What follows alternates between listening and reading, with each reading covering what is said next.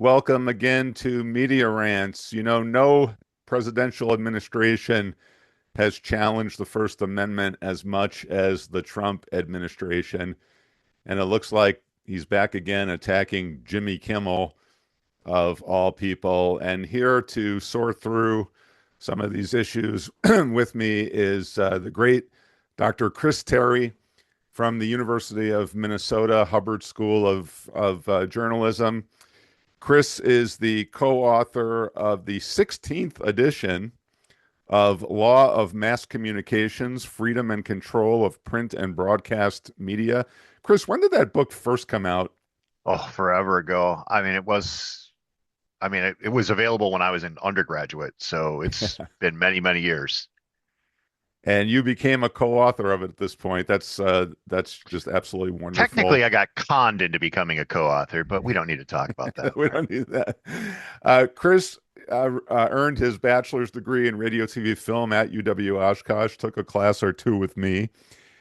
Got his master's degree at UW Milwaukee in 2005 in mass comm, and then the doctorate degree at UW-Madison in 2012 in mass media law and other areas. He's worked in the private media industry, so no better person to talk about these types of issues. His work has been cited in FCC court filings, in Supreme Court briefs, and other areas. So, Chris, thanks again for doing the Media Ranch show. And so let me see if I understand this. So Brendan Carr, the chair of the FCC, Federal Communication Commission, under Donald Trump, is he now asking ABC to come up for an early license renewal?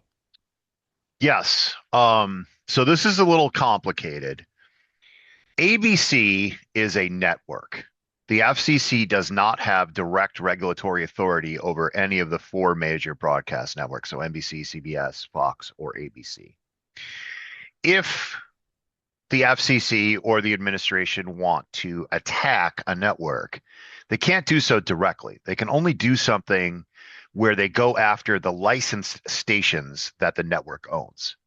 So in some markets, the parent network owns also its local affiliate station, but most affiliates are owned by somebody else. In ABC's case, most of their affiliates are owned by Nexstar or Tegna or Sinclair. But ABC owns 8 stations. They're all in major markets. Those are the only ones that ABC actually operates. The parent company being Walt Disney, they own the 8 and we call those O&Os, or owned and operated Okay. stations. ABC owns 8 of those in major markets. And what Brendan Carr has done is he has designated those 8 stations for an early license renewal process. Now, those stations, like many others, were due for a license renewal in 2028 as part of the regular 7-year cycle that goes into this. But he's designated those 8 stations for the early review, and he's done so on kind of an interesting area. He has said that those 8 stations are in violation of the executive order repealing diversity initiatives, and that their DEI component, a company, and remember, we're talking about Walt Disney, a company that once put out stuff like Song of the South. Yeah. He's attacking them for diversity, right? But he's attacking them on ownership for diversity. And diversity is still the stated FCC objective for all of its ownership policies. So, although he's using that approach to conduct this process, we all know that this is a response to Jimmy Kimmel's segment that he aired, which was him sort of pretending to give an address to the White House Correspondents' Dinner. Yeah, he told a tasteless joke about the first lady, right? Well, the tasteless joke he told was fairly tasteless, but it was also not really that funny, in that it's basically the same joke that's been told about rich widows Yeah, forever, right? I forever. mean, it's not a new joke. It wasn't real original or anything like that. So a joke by a comedian can somehow spark a an early license review. And is this not a blatant attack on First Amendment freedom? Well, it is, but remember the FCC is not couching this in the context of the Jimmy Kimmel thing. We all know that's what it's really about. Right. They are couching it in an investigation that the FCC launched almost immediately after Trump was appointed president, looking at media company DEI initiatives. And that's what Carr is actually couching this in. Now, the thing about this is much like the last time we talked, where I was sort of pointing out that there was very limited things the FCC could actually do. To designate someone for a license renewal hearing early, the FCC has to have evidence that they have committed some kind of massively egregious violation. Yeah. The last time the FCC took a license from a television station for content was WLBT in Mississippi, which was using its station basically as a Klan mouthpiece in deep Mississippi. And we're talking well over 50 years ago at this point. This just does not happen. For them to bring this and say that Disney is violating the public interest because of some commitment to diversity, which I still don't believe Disney actually has, frankly. Of course not. But to say that they do, and then to bring that, the FCC does not have statutory authority to punish them by taking that license away. The only times that licenses are surrendered now are cases where the owners have committed some kind of massive legal problem, may or may not have had anything to do with the station. Tax fraud being a common one. But the only other time that licenses are given up or taken back by the FCC is when people have a station that is dormant, that they're not operating. The other thing, Chris, is you said earlier that this is based on the executive order from Trump, right, on diversity. Do the presidential executive orders have any force of law? I mean, especially in broadcasting that we're talking about here? No, administrative agencies are beholden to Congress. I mean, they're appointed by the president, Yeah. but they report to Congress. Congress gives them their statutory authority. The FCC does not have statutory authority to repeal a license because of a diversity issue. In fact, when this gets to court, assuming it actually gets that far, it'll get laughed out of court because the FCC's stated objective for all of its ownership policies, even today, is still diversity. The FCC calls it, and this is not my word, it is their word, the touchstone objective of media policy. So you're talking about a situation where you're trying to punish people for doing a good job. Now, we can debate whether or not Disney does a good job on diversity or not. That's a separate issue. Yeah.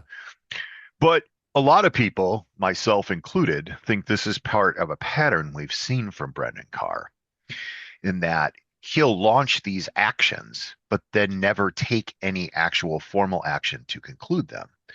And since he's been the chair of the commission, we've seen this in multiple situations. He did it with the news distortion complaints right after he became chair. Mm-hmm. He's done it a couple of times on some other issues dealing with content.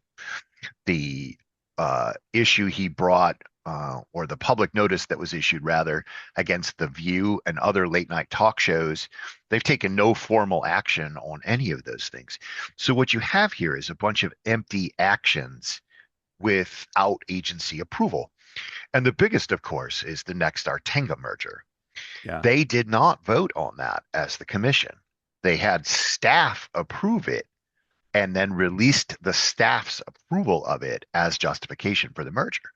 And there's a reason that they do this, of course, is that lacking a final agency decision, there's no route to appeal. So when the agency makes a decision or takes an action, but it never concludes that action, you can't go to court to appeal that decision. So he can hang this over anybody's head saying, the proceeding's ongoing. A license renewal process is not much more than sending in a postcard at this point and some paperwork on top of that. For them to engage in a hearing like this, it's It's just a blatant attack. And of course, what they'll do is take very limited action. They'll talk a big game. He'll go on Fox News for his hits on Marie Yeah. Timo show and everything else like he likes to do. But they won't actually conclude this because it would get laughed out of court. I mean, the All right. Well, FCC gets laughed out okay. of court on a pretty regular basis. So, what is in your judgment, the proper citizen response to this? I mean, I have no interest in defending Disney or ABC or Jimmy Kimmel, right? I'm more interested in constitutional rights.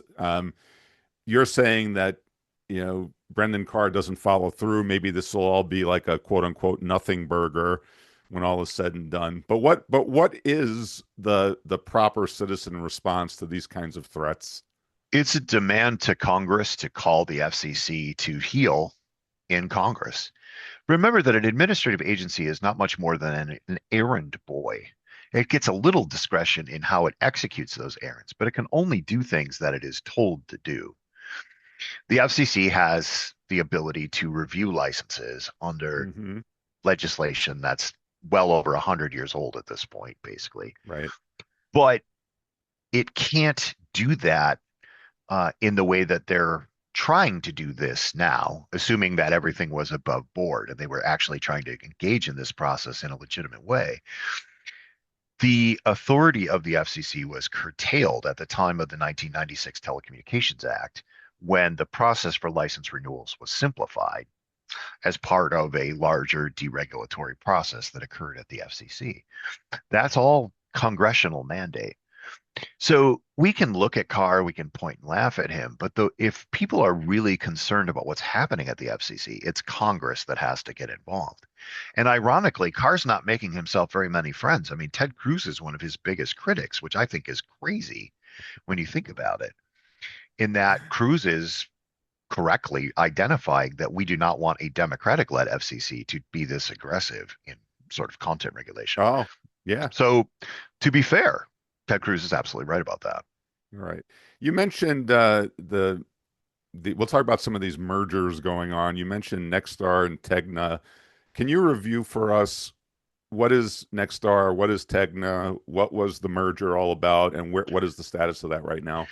Sure. So Tegna and Nexstar have been trying to merge two massive television ownership companies for a very long time.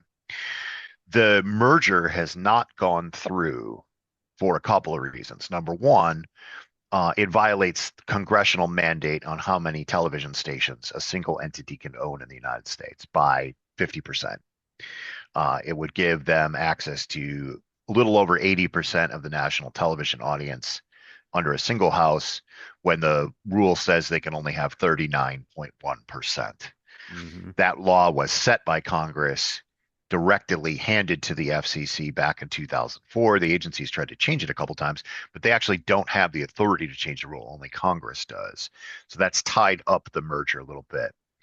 The thing that's interesting about the Tegna and Nexstar merger is how much power that organization would legitimately have to approach Hmm. the television audience. I mean, it's basically unprecedented in scale.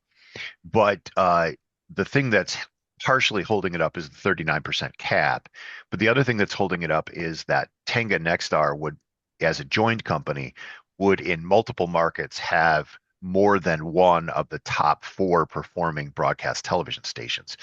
And while the FCC has modified that rule slightly, it's still a very uncomfortable situation for a lot of people. Hmm. So the Media Bureau, who is the cogs in the machine at the FCC, approved the merger earlier this year.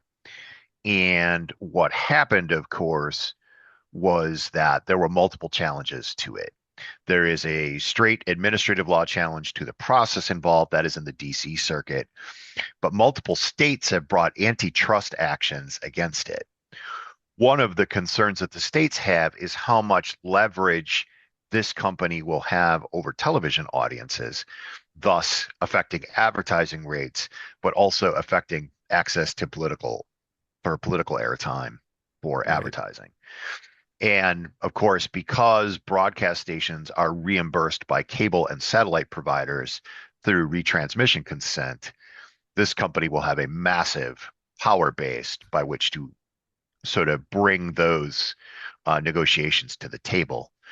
And there's a lot of people who are concerned about access to sports and everything. That's all tied to this size merger. So for right now, the companies are technically merged. The merger was approved, Right. but they are legally obligated to continue to operate as separate entities while the court battles work out. The thing about this merger is it is scary in size, but there was a right and a wrong way to approve this merger. We went with the wrong path because they tried to ram it through ahead of, as I pointed out when we talked back in September, Hmm. there was a desire by this joint company to take control of the political advertising dollar market this year. I mean, their political Right. advertising buys are happening literally as we sit here speaking today in May. The company wanted to have control of all of its stations so it could set the price and sort of manipulate that market substantially. There's no legitimate debate against that point. I mean, that's how TV Hmm. stations make their money these days, largely. Right. The thing is that by taking this approach, not making a final agency decision, as has become the Carr precedent at the FCC, there's limited ability to challenge the decision. So that was a bad approach. Um, if the FCC legitimately believed that there were public interest in this merger, they should have gone back to Congress and asked for the rule to be changed. The FCC lacks the ability to change that rule itself, the 39% cap. So, in basically any court, you come up against a congressional law and a congressional mandate that the agency doesn't have the deference anymore after the Chevron test was destroyed to ignore. But So, once again it sounds like in everything we're talking about, the Congress is missing in action. well, I certainly think that that's true, not just on the things that you and I talk about. I think Congress has been missing in action on a lot of things the last several years. But yeah, realistically, but in this case, it's the FCC's fault for not going to Congress and saying we need this rule change so that we can adapt to the modern media marketplace. That's a pretty straightforward ask by the FCC. The FCC Yeah. has made similar requests in the past. To not do that, set this thing up to fail, or at least be tied up in court for a very, very long time.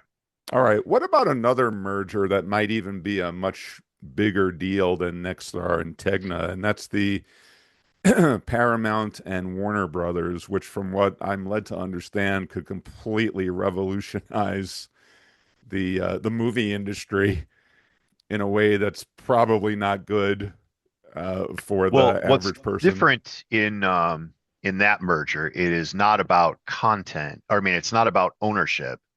It's about control of the content production mechanism. In that case, what we are talking about is consolidating not the distribution nodes, which is what Nexstar Tenga is about, but Mhm. consolidating instead the people who make content, right? That is what that merger is realistically about. The thing that is harder about this, Nexstar Tenga is a straight station license control issue. Mhm. Paramount Warner Brothers is more about things that the FCC doesn't actually regulate. So there are properties that the FCC would have to approve the transfer of for this to occur, but that is an insignificant portion of what that deal is actually about. The Mhm. concern, of course, is that there is a need for more media content now than ever, Oh right? yeah. All the streaming services, all the television stations, everybody needs content. That if you consolidate most or a very large percentage of the content production in this country under one roof, you're giving that company an immense amount of power economically, not to mention on terms of the content that's being produced um, under one roof. That obviously has some significant small d democratic issues tied to it. Well, let me ask you this. Paramount is Larry Ellison, correct? Yes. What should we know about Larry Ellison? Well, he's a dedicated Trumpist. He has long been associated with conservative causes and is functionally the people who are controlling CBS now. And if you've Right. noticed how much CBS has changed in the last few months, you can expect that across all of the content production that's occurring in the United States. or Yeah, at the least the actor. vast majority of it. Yeah. Yeah, the actor Mark Ruffalo is in the New York Times op-ed pages today. We're taping on May 7th, 2026. And he's arguing that if this merger goes through, certain movies, like one that he starred in, Spotlight, exposing the abuses in the Catholic Church, he mentioned several others. He's arguing there will be overt attempts to prevent movies like that from being made. Do you Well, I think don't that's know like a that it, scare tactic, or is that I don't, accurate? I don't know that they'll be overt. Um, I think it just becomes a numbers game for the massive economic powerhouse that you're talking about here.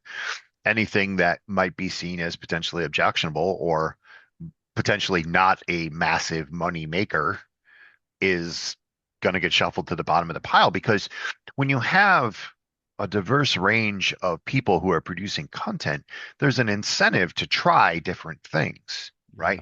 You yeah, consolidate most of that under one house, they're only going to go with proven winners, right? It's just a economic risk issue back, Econ 101, basically. yeah. Damn. Yeah, I mentioned Larry Ellison. This week, another media mogul, if you will, passed away. Ted Turner, the founder of CNN. Um, what do you see as Ted Turner's legacy as regards media? Do you think overall the 24-hour news that was pioneered by CNN and Ted Turner, has that turned out to be, uh, you know, better than we thought it would be, worse than we thought it would be? Well, there's two aspects to Ted Turner beyond news that are important. Number one, he was the first one to revolutionize the idea that he could take a low power broadcast station, put it up on a satellite network, and turn it into a national television network by just giving it to people for free. And that he gets all the credit for CNN, but really CNN was a byproduct of that decision. So Ted Turner owned a low powered UHF station in Atlanta, but he had access to the Braves and the Hawks games as the owner. He put that stuff on TV, and then he took that low powered UHF station, just a local station, and he put it up on the satellite and he told anybody, you can have it. And instead of selling local ads in the Atlanta market, he was able to sell national television advertising on a local UHF station. I mean, I remember watching Braves games on TV when I was a kid, right? Me too. Yeah. I mean, he also pioneered and is most famous for perhaps starting programming at 5 minutes after the hour Hmm. so that you would tune in. So if you remember back in the WTBS days, every show started at 7:05 or 8:05. So you would tune in there. And by the time you watch the program and you turn to the next station, that show was already running. So you'd turn back to TBS to stay with him. So that was one of his amazing innovations. On CNN, he deserves a lot of credit for the idea. But the long-term effect of CNN, of course, is that we created a market for news that cannot support itself with advertising, that had to be supported by cable subscriber subsidy. And then we turned the 24-hour news cycle into an entertainment event akin to pro wrestling. That is Ted Turner's legacy as it goes. Without that, we would not have things like Fox News or Newsmax or OWN or any of these other things, Right. right? Fox News, as profitable as it is not profitable because it sells enough advertising. It is profitable because it charges every single cable and satellite subscriber in the United States a per subscription fee, whether they use it or not. So they get residuals from 50 or 60 million television households in the United States when they only are putting content out on a good night to 3 million. The other 47 million television households are subsidizing that programming. So That's Roger the Roger legacy of Ailes, CNN. right? Roger Ailes, Fox, Rupert Murdoch, Fox. Those guys really would not have been possible with what they're doing were it not for Ted Turner. Is that fair? No, because he created a model for a news organization that was supported by subscriptions, right, for television. That, I mean, people don't talk about this. I've written extensively about this in my policy research on how much speech we artificially subsidize in this country. Wow. Ted Turner created the model for that. and other people jumped on board. And And it what's kind of doesn't matter funny, what your politics are. yeah, Well, you are, I don't care if you're conservative or liberal, it's got nothing to do with that. You are, by having a cable subscription or satellite provider in your home, you are subsidizing speech that you disagree with, and you are that you being just forced to do that by the government. That's a problem. that's a major problem. And we mentioned Paramount and Larry Ellison. Under that deal, it is conceivable that CNN becomes Larry Ellison's, right? Yes. So what would it mean, Chris, if CBS, we already know the changes that have gone on at CBS under Barry Weiss and whoever else they've got there calling shots now. If Ellison has CBS and CNN, what does that mean really for the public discourse in this country? Well, it means that there's more competition for the right-leaning news audience. I Oh, mean, from a rhetorical perspective, you can expect both of those media properties to lean to the right as a result of the change. That makes yeah, sense. But from a business perspective, you're already entering an incredibly crowded market there with some pretty well staked out turf. I don't know. I mean, it's not my money, I guess, but I would try to get to the left of MSNBC to provide an unserved audience content. Now, I know Larry Ellison is incapable of thinking in that way, but if you want right. to make money, the unserved audience is not on the right; it's way Yeah, over on the left because MSNBC Now or whatever they call it now.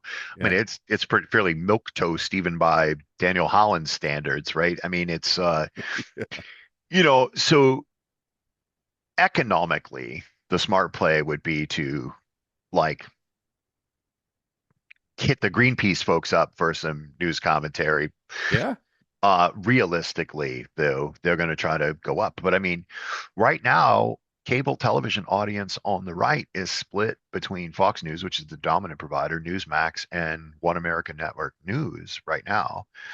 And that doesn't include all the conservative talk radio you get from like Salem or, sort of the legacy of Clear Channel's Premier Radio Networks companies. Right. There is a massive amount of speech on that side with economic interest where there's an opening on the other side. I don't see that yeah, happening, but I mean, if they asked me for my opinion, I'd be like, lefties are where the money is. yeah. I agree. I agree with you. That's really an untapped audience right there. I mean, they really, it's so ironic too, because everyone like automatically says, oh, the media is so left leaning.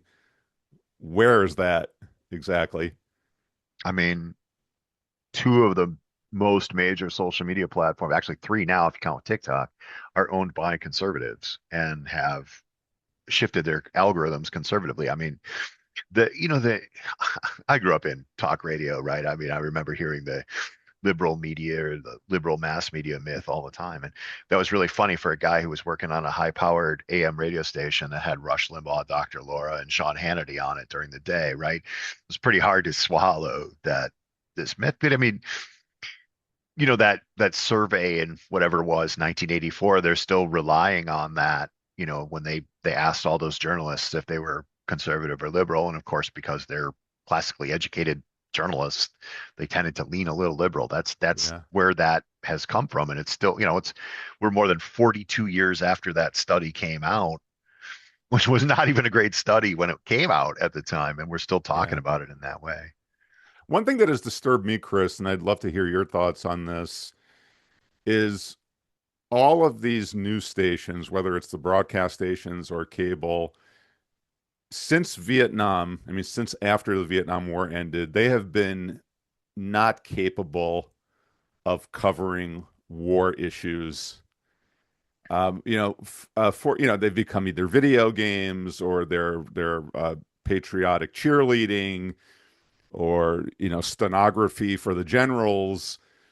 And recently, NBC finally broke a report that the damage done to American military bases in the Mid East by Iran is much more extensive than had been reported to that point. So to me, that looks like flat out censorship.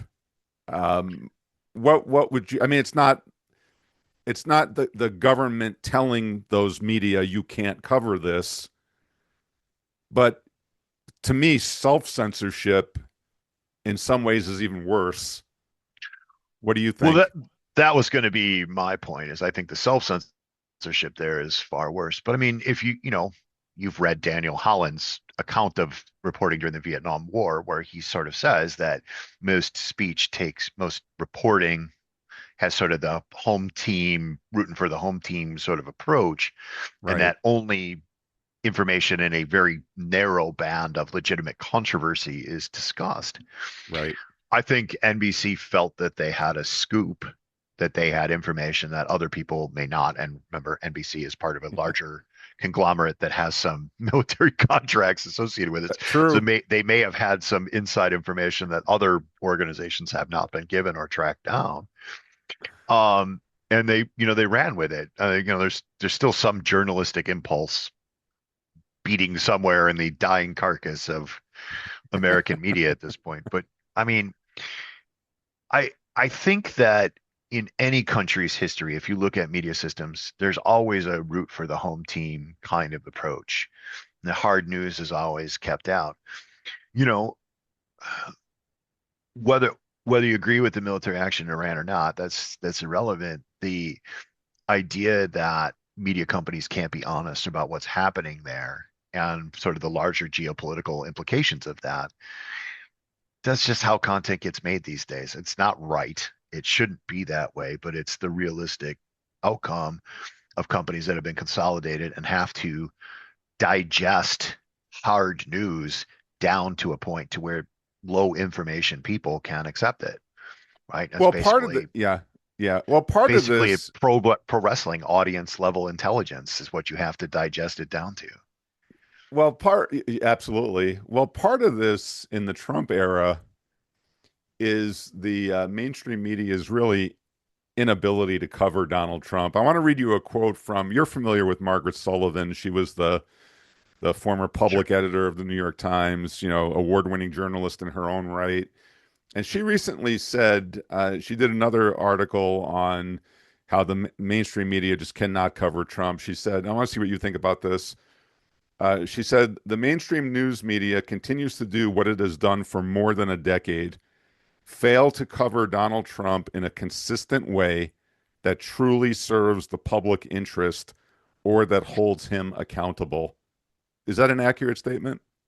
I think so. I think that in the first Trump administration, it became very easy for media organizations to just simply report on what he was saying uncritically, right? They could just talk about his latest tweet or his latest whatever, whatever, whatever. And they got lazy, right? He's easy to cover because there's always something happens, always some crisis or nonsense occurring. So they've taken on more of a, I don't even know that it's an agreement stenography. They just sort of, this is what he said now, and they feel like that's enough. They don't go that extra step. But I do think that part of that is the mass media effect itself. The more audience you are trying to attract, the lower you have to make the level of the rhetoric. They wouldn't talk to me. I'm an educated professor. I worked in the media, Hmm. right? I understand media policy at a level that most humans should not be allowed to understand it. And so when they talk to me, that's a different thing than when they're trying to attract a mass audience.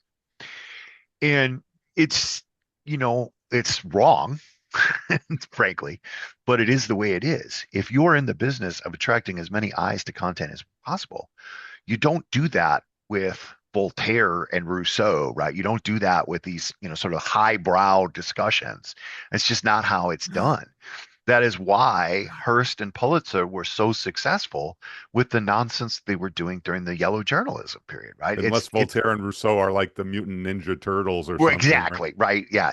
But I mean, But you're not going to win an audience with sort of highbrow enlightenment thinking, well, right? You're going to okay, win but it with is okay, so it sounds like what you're saying that the realities of media existing in a market economy almost make serious news impossible. I mean, is is there a way for mainstream media to get eyeballs to the content and yet still cover something like Donald Trump in a way that does justice to the public interest standard that they're supposed to meet?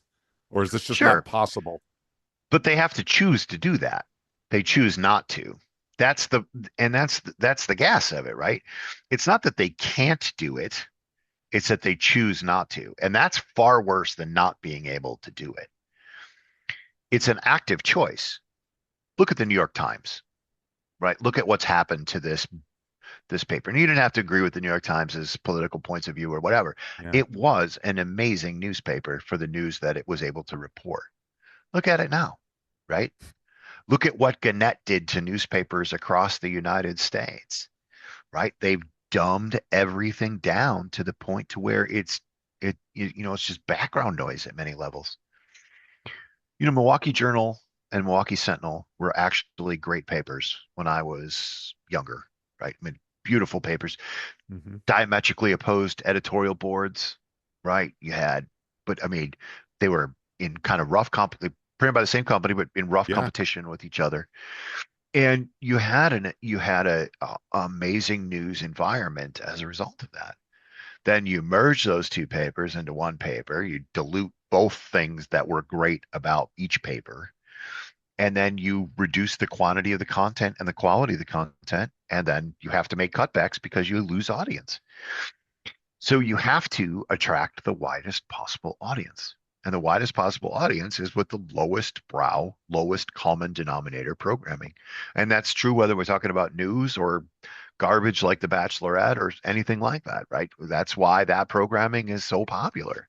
It's just frustrating, Chris, that because you seem to be suggesting that we're going to be stuck with clickbait, sensationalism. I mean, those things have always been around, of course, right? But it almost sounds like you're saying there's not really a way out. I mean, is the way out what we're doing now? I mean, is like every person a podcaster? I mean, what do we do?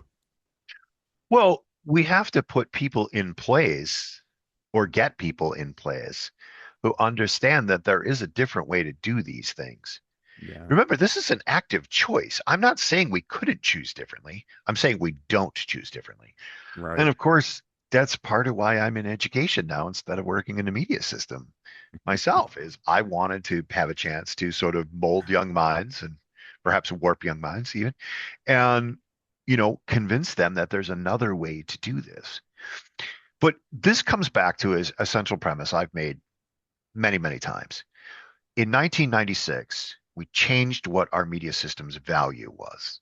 Prior to deregulation, prior to the 1980s, media system was based around the idea that the media itself was a trustee of the public good. Its Yeah, obligation was to deliver political information to its small d democratic citizens. And in the 80s and culminating in the mid 1990s, we changed what was important about that system. We changed the value system to one based on economics. What you see today is a direct result of that, right? You made economics the centerpiece of how you regulated a media system, how you operated a media system, and what was the objective, with the idea that if you improve the economic conditions for media companies, there would be a payoff on the backside in terms of increased content. It was a theory, right? right. But we are living with the consequences of that approach. We could, if we wanted to, choose differently and go back and do it the other way. We have not chosen to do that. I don't understand why. I've been advocating for it for as long as I've been an adult. But that's the whole point, right? All of this comes back to a very simple metric, whether we're talking about ownership, we're talking about the regulation we see out of the FCC, any of these things, they all come back to one simple premise. We regulate a media system for economic good for the media system and You not know, public good for the you citizens. know, you're making such a important point, Chris. So we're in the 30th anniversary year of that Telecommunications Act of Yep. 1996. And I remember at the time it did have bipartisan opposition, but it also had too much bipartisan support, and it was heralded by a Democratic president, Bill Clinton. In fact, the member of the U.S. Senate, you can correct me if I'm wrong, that was most vocal against it was Bob Dole, the Yes. Republican. Right? I mean, you think about that for just a second. I mean, that's Right. it. It's crazy to think about it in those terms, but yeah, he was one of the most vocal advocates against the bill. And But yeah, remember, it took a devil's bargain to even get it through. You had multiple people who wanted multiple stakeholders who wanted different things. And you had the CDA, the Communications Decency Act folks, who wanted the CDA added to the Telecoms Act. When they got that, then they got on board with the larger legislation. You had the people who wanted to protect the internet in its early stages, who joined up with the CDA people. That's where Section 230 comes from. And right. you had them. But that they had to do so much to get the number of votes that they needed that even 2 days before it passed, they were still voting on amendments on it Yes, in crazy. Congress. I mean, but the key point is that that was a change in value system. If you know how media systems operate, you know what their value system is, you know how those media systems will be designed, you'll know how well they adapt to new technology. That's what Paul Starr taught us forever and a day ago in his discussion of constitutive choice. Our constitutive choice now is not freedom of speech and access to information. It is economics with the hope that the economics will lead to more of that. When you build a system on economics, you design a system and operate a system based on economics, you get economics. And that's what we have. I mean, it's no more complicated than that. It's not Yeah. super heady, but you can't look at our media system now and not see that economics is the defining characteristic of every major decision that's made. Yeah, and you don't have to be a Marxist to see it, right? It's Well, pretty it's obvious. not even close to Marxism. It's just No. a recognition that we built a system after the 1990s designed to favor economics with the hope that the economics would result in the effects that we wanted. Well, I want to close off, Chris, by talking about um, something that I think is a product of this also, the so-called White House Correspondents Association dinner, right? Where you get like the media executives and the so-called serious journalists, rubbing shoulders with the politicians. And, you know, Trump has always refused to be there as president, doesn't like to sit there and get made fun of by someone like Stephen Colbert. And but this year, all of a sudden, he decided he was going to go to it, and he was apparently going to attack the mainstream journalists there. And then, of course, there was this assassination attempt, and the whole thing got canceled. Do you think it's time to just end the White House Correspondents Association dinner? Like, what was the purpose of this originally? Well, the purpose originally was to, ingratiate each other. You know, Journalists and the government are supposed to have an antagonistic relationship. But the Right. idea of this, which many people have called nerd prom for a very long time, is that there'd be a moment where they didn't have to be adversaries, right? Improve the relationships and everything. And we debate whether or not that's actually a good or bad thing or realistic even. But what we see is that it really is a symptom of how our journalism system works now, that it's based entirely on access journalism, that they're high profile media people, if you will, are so enamored and so dependent on not actually doing, shoe leather journalism. They're dependent on people handing them the stuff that they're actually going to report on. They're, it's almost a drug at some level for them. And so this is like the moment that they get to celebrate every year. But I think one thing that's been lost in it is it was the White House Correspondents' Dinner that brought us President Trump. Yeah. He attended one of Obama's dinners, and Obama cracked a joke at his expense. And shortly after that is when his political campaign began. Yeah. So I I, remember I that. mean, I have not heard anyone mention that in any of the coverage of the White House Correspondents' Dinner.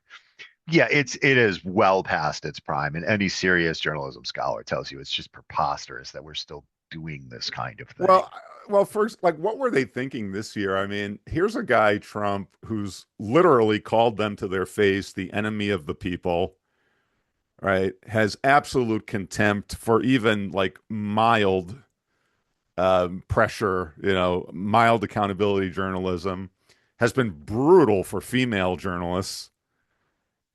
And yet they're all showing up there ready to like laugh and smile as he tells them what dog crap they are. Like what does this say about the modern media? It's all about it, maintaining access, right? I mean, that's the heart of it. But he has, for a lack of a better way of describing it, he's basically turned them into leashed pets who get beat. And when you beat a dog enough, the dog comes to expect being beaten. And so they have an opportunity to get drunk, mingle with the rest of their rich, powerful friends and, get their lumps. Thank you, sir. Can I have another? The the larger question is why Trump wanted to go this year. He has, Yeah. to his credit, sort of ignored this in the past. Um, but of course, part of it has to do with the fact that he is sinking in public polling, and this was an Right. opportunity for him to, to shine in front of a public audience. Maybe, maybe gets one more good story out of these people who get to attend. I mean, it's kind of disgusting, but Well, of course, the wild conspiracy theory is that the assassination attempt was staged because the first comments they made after this was, "See, we need a secure ballroom." And to me, that sounds like way too wild of a conspiracy theory, but it is totally out there, especially on the right wing. I I give them more credit for being opportunistic to take advantage of a situation that occurred than to plan something at this level. Um, Yeah, but I agree with you. maybe I'm naive at this point. I don't know. I certainly think that there's a far, far greater chance that they saw this as an opportunity to make use of this to achieve a different goal than anything that they could have plotted out. I really struggle with the idea that they did not want to put him in front of the press, that they cooked this up to keep him out of that. That part doesn't square with that. But I'm not as conspiratorial as I maybe once No. was earlier in life. Chris, we've talked about a lot of, really awful things going on in media, especially the need to attract mass audience and what that results in. But let me just close off on this. Are there reasons to be optimistic? I mean, can you see a scenario where journalism does start making, and politicians do start making better choices that would be in the public interest? Because you keep saying these are choices that have been made and they've been bad choices. Can you see a scenario where good choices start to be made? What has to happen? Well, I don't know the answer to that question, but I will leave you with this good piece of news. There is a growing group of people who disagree with each other, who have banded together to oppose this, right? There's people like me, but there's also people from the libertarian policy think tanks who've kind of joined forces here and recognize that this is not good and that we need to take hard stands. These are people that I would argue policy with extensively for many, many years, but we've sort of banded together in a joint opposition against this. And I can't help but to, maybe I'm idealistic. I mean, you taught me to be a little bit more idealistic perhaps than I should be at times.